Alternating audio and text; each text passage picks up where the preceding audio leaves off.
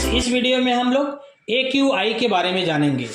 AQI है क्या चीज़ और इसके 5 मेजर एयर पोल्यूटेंट्स कौन कौन से हैं, हाउ इज AQI कैलकुलेटेड, इसको किस प्रकार से कैलकुलेट किया जाता है, और AQI कैटेगरीज कौन कौन सी कैटेगरीज हैं उसके बारे में जानेंगे।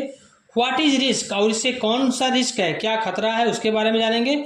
और कंट्रोल और पोल्यूशन प्रिवेंशन, इसके बारे में इस वीडियो में इसमें देखेंगे। 5 मेजर एयर पोल्यूटेंट्स होते हैं, तो जिनको जो है मॉनिटरिंग करने का AQI के अंतर्गत मॉनिटरिंग करने का कार्य किया जाता है। तो इसमें नंबर 1 है O3 ओजोन, ग्राउंड लेवल से ओजोन लेवल तक इसको जो है चेक करने का कार्य किया जाता है, कितनी मात्रा में है।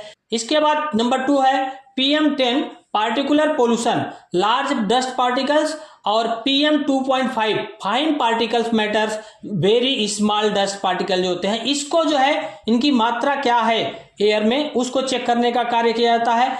इसके बाद CO कार्बन मोनोऑक्साइड की मात्रा क्या है उसको चेक किया जाता है। इसके बाद SO2 सल्फर डाइऑक्साइड की मात्रा कितनी है उसको चेक किया जाता है। इसके बाद NO2 नाइट्रोजन डाइऑक्साइड, इसकी मात्रा कितनी है हवा में। इस प्रकार से जो है ये 5 मेजर एयर पोल्यूटेंट्स हैं जिसको AQI के अंतर्गत चेक किया जाता है।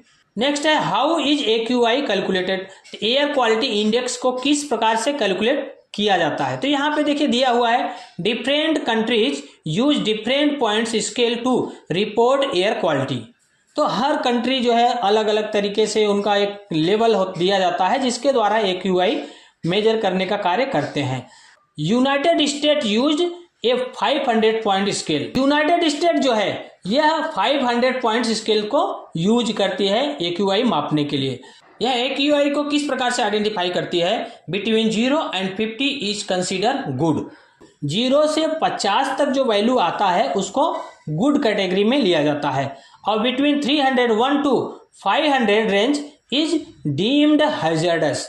तो यह जो है अगर 301 से लेकर और 500 तक है तो यह हैजर्डस होता है, उसको इस कैटेगरी में लेते हैं। और India to follow that the 500 point scale, और भारत भी 500 स्केल को ही फॉलो करता है। तो जो भारत फॉलो करता है उसमें AQI क्वालिटी इंडेक्स कैटेगरी किस प्रकार से देता है उसको यहाँ पर हम लोग देख लेते हैं।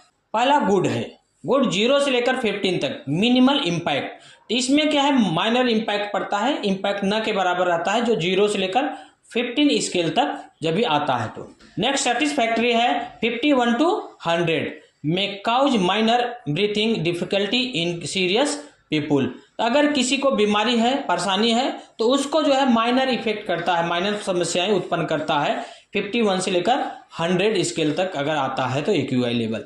नेक्स्ट है मॉडरेट पोल्यूटेड 101 to 200, में cause breathing difficulty in people with lungs disease like asthma and heart disease, children and older adults. तो इसमें जो है जिसको अस्थमा है और हार्ट डिसीज है, लंग्स कुछ प्रॉब्लम है लंग्स में, और जो बच्चे हैं या फिर बूढ़े हैं उनके लिए थोड़ा सा डिफिकल्टी उत्पन्न करता है 101 से लेकर 200 स्केल तक का। नेक्स्ट है पुअर वेरी अनहेल्थी 201 to 300, में cause breathing difficulty in people on prolonged exposure and discomfort to people with heart disease. अगर किसी को हार्ट से संबंधित बीमारी है और लंबे समय से कोई बीमार है, उसके ब्रीथिंग सांस लेने में दिक्कत है, तो उसको बहुत ज़्यादा दिक्कत पैदा करता है जो 201 से लेकर 300 तक का जो रेंज आता है। नेक्स्ट है वेरी पुअर या 301 से लेकर 400 तक, में cause respiratory illness in people on pronounced in people with lungs and heart disease. तो यह जो है काफ़ी नुकसान लोगों को पहुंचाता है, उनके सांस लेने की तकलीफ़ें बढ़ जाती हैं, बहुत सारी उनको बीमारियां होने लगती हैं, दिक्कतें आने लगती हैं। तो जो 301 से लेकर 400 तक अगर AQI लेवल है तो। नेक्स्ट है सेवर, इसे हैजर्डस भी बोल सकते हैं, 401 से लेकर 500 तक है, में cause respiratory issues in healthy people and serious health issues in people with lungs heart disease. Difficulties may be experienced even during light physical activity. इसमें सेवर जो होता है 401 से लेकर 500 तक इसको देखा जाता है। इसमें जो जवान लोग होते हैं उनको भी परेशानी होती है सांस लेने में, उनको भी तकलीफ होने लगती है, हेल्थ से संबंधित तमाम प्रकार की बीमारियां उनको होने लगती हैं, इश्यूज आने लगते हैं। इसके बाद हार्ट से संबंधित, लंग से संबंधित बीमारियां उनको तकलीफें होना चालू हो जाती हैं। और यदि वो लाइट वेट काम भी करते हैं तो भी उनको जो है डिस्कम्फर्टेबल वो महसूस करने लगते हैं, उनको दिक्कतें पैदा होने लगती हैं। तो इस प्रकार से यह जो है एयर क्वालिटी इंडेक्स कैटेगरीज हमने देखा। तो इस प्रकार से यह जो है 6 जो है कैटेगरीज में बांटा गया है, इसको कैटेगराइज किया गया है, जिसके माध्यम से हम समझ सकते हैं कि हमारा एयर क्वालिटी इंडेक्स क्या है, हमारी हवा जो है कितना शुद्ध है, कितना अशुद्ध है, हमारी हवा हमारे लिए यूजफुल है या हानिकारक है, इसके माध्यम से हम समझ सकते हैं।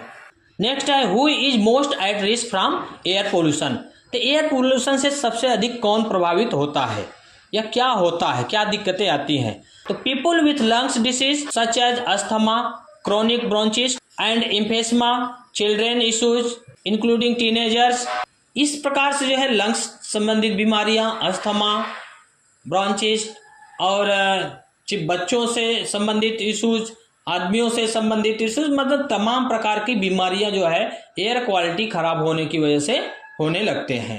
इसके बाद नेक्स्ट है controlling AQI, air quality index को जो है हम किस प्रकार से उसको कंट्रोल कर सकते हैं। तो नंबर 1 है control at the source, pollution prevention. Pollution prevention के माध्यम से सोर्स जो है जहाँ से एयर क्वालिटी, एयर हमारा जो है हानिकारक चीज़ें जो एयर में आती हैं उनको कंट्रोल अगर हम जगह पे करते हैं तो उससे हम कंट्रोल कर सकते हैं। जैसे कि इंडस्ट्रियल कंट्रोल है, install air pollution control devices like filter, scrubber and electrostatic precipitator. ये जो है अगर हम इंस्टॉल करते हैं फिल्टर टाइप का, अगर इंडस्ट्रियल में यूज करते हैं तो इससे हमारा एयर क्वालिटी शुद्ध रहेगा।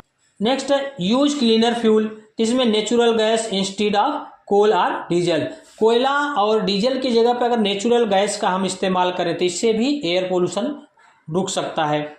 और enforce emission standard and regular inspection of industrial, जो भी कार्य इंडस्ट्रीज हैं उनका बराबर से इंस्पेक्शन हो, और जो लॉ है, गाइडलाइन है, लॉ के हमारा जो स्टैंडर्ड है इन्वायरमेंट से संबंधित, उसका जो है वहाँ पे पालन किया जाए, तो इससे भी एयर क्वालिटी को सुधारा जा सकता है। दूसरा, encourage green manufacturing and waste minimise. तो ग्रीन मैन्युफैक्चरिंग मतलब इसमें ऐसी चीज़ें हमको ज़्यादा यूज करना है जिससे कि हमारा एयर पोल्यूशन न हो। दूसरा, वेस्टेज जो निकलता है उसको जो हम अगर रिसाइकल या फिर रीज यूज करें या फिर हम कम से कम उसको यूज करें तो इससे भी एयर क्वालिटी को हम अपने शुद्ध रख सकते हैं, बचा सकते हैं, पोल्यूशन होने से बचा सकते हैं। दूसरा, व्हीकल इमिशन कंट्रोल है, तो इसको जो है कैसे रोक सकते हैं। प्रमोट इलेक्ट्रिक व्हीकल्स, अगर हम इलेक्ट्रिक व्हीकल का ज़्यादा इस्तेमाल करते हैं तो उससे जो है एयर क्वालिटी को हम शुद्ध रख सकते हैं। यूज पब्लिक ट्रांसपोर्ट का अगर हम यूज करते हैं तो उससे भी हम एयर क्वालिटी को अपने शुद्ध रख सकते हैं, कम पोल्यूटेड कर सकते हैं। अगर ज़्यादा व्हीकल यूज होगी तो ज़्यादा पोल्यूशन फैलेगा, और कम व्हीकल यूज करेंगे तो कम पोल्यूशन होगा। तो इससे पब्लिक ट्रांसपोर्ट अगर यूज करते हैं तो यह भी हमारे लिए एयर क्वालिटी को बचा के रखने के लिए अच्छा रहेगा। दूसरा, रेगुलर पोल्यूशन चेक, जो PUC चेक है वो उसको जो है PUC, गाड़ियों का PUC चेक होता है व्हीकल का, तो उसका जो है रेगुलर इंस्पेक्शन चेकिंग होना चाहिए। इसके बाद construction and dust control, construction site पे कार्य, अपने कार्य क्षेत्र में बहुत सारी चीज़ें ऐसी होती हैं जिससे पोल्यूशन होता है। Cover construction material and truck transporting sand soil, अगर सैंड सॉइल या डेब्रिज आप ट्रांसपोर्ट करते हैं, एक जगह से दूसरे जगह लेके जाते हैं, तो उसको जो है कवर करके ले जाना चाहिए, अन्यथा वो उसका डस्ट उड़ेगा तो वो पोल्यूशन होगा।